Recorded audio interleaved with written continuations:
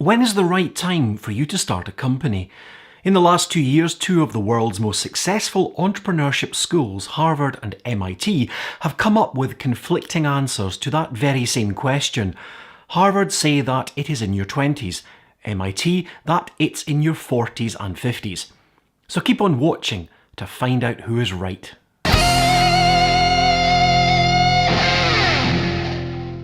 One of the key components of any company is having a competent founder who is able to build a company from literally nothing. Understanding what the founder brings to a company is something that I have researched and published in some prominent academic journals. I have also run business startup programs with students in their early 20s and with mid to late career executives, teaching on an MBA program and with the Elevator Accelerator Green Matters program for oil and gas executives in Aberdeen. So to answer who is right, MIT or Harvard, and whether older or younger founders are best, let's discuss each in turn. Let's start with the strengths. Middle-aged founders have one thing in abundance: experience. They have probably worked in big companies, often in a global marketplace, so if anyone knows what the final company is going to look and feel like, it is them. They will have been trained in world-class organisations and are usually experts in their particular field of sales, R&D, marketing, HR, and maybe even having run a business unit on their own. If they've been successful, they will have something else that really helps: startup capital, savings, pension funds, credit cards, all sorts of ways to raise critical early-stage finance. And they have probably managed multi-million-dollar budgets, so understand finance and cash flow. So it's not surprising to find many successful 40 and 50-something company founders. So I believe MIT are right. Older people make great company founders. So have Harvard got it badly wrong? To answer that, I look back to my experience with students and early-stage career professionals in P&G and PepsiCo. I had the pleasure of running the summer internship program at P&G and building another one from scratch for PepsiCo International. We challenged final year degree students with a 12-week project. If they did it well, we offered them a job. We gave them projects that we thought they could complete and were similar to what they would face as employees. Then I had an idea. If we really wanted to test them, why not give them impossible projects? The results were amazing. Challenges that we thought were impossible, they solved. Why? Because they didn't know it was impossible. No one had told them. They would find solutions that we would never have developed without them. I found the same with students on my university startup programs. They developed solutions to problems and created products and companies that more experienced professionals would have considered impossible. So what skills do they have that enable them to do this? We've already covered creativity and innovation. The next skill is ambition and drive.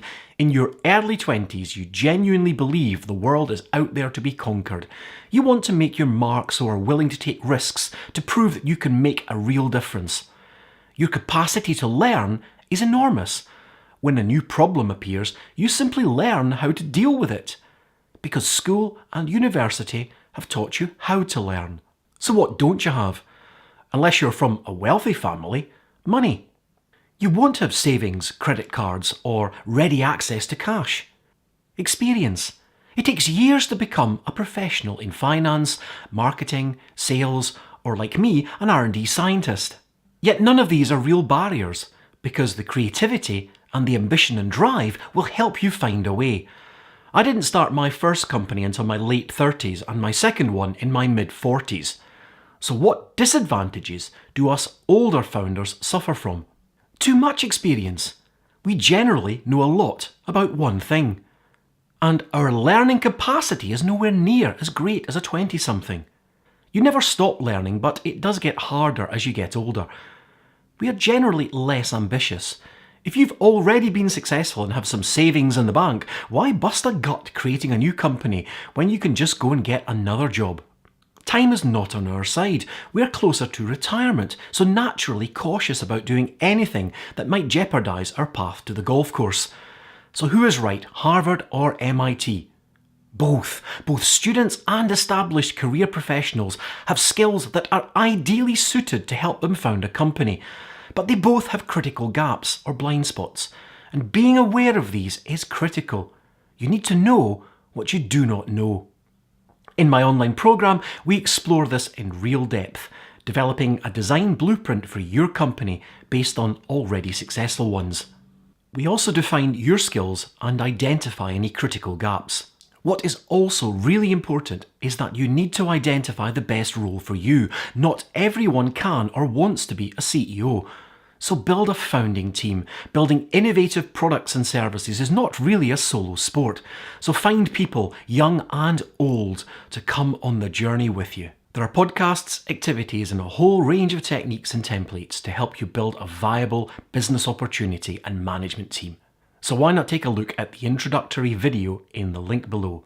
You can also sign up to receive more of these short videos, blogs, and templates. Just follow the link and subscribe. Thanks for watching.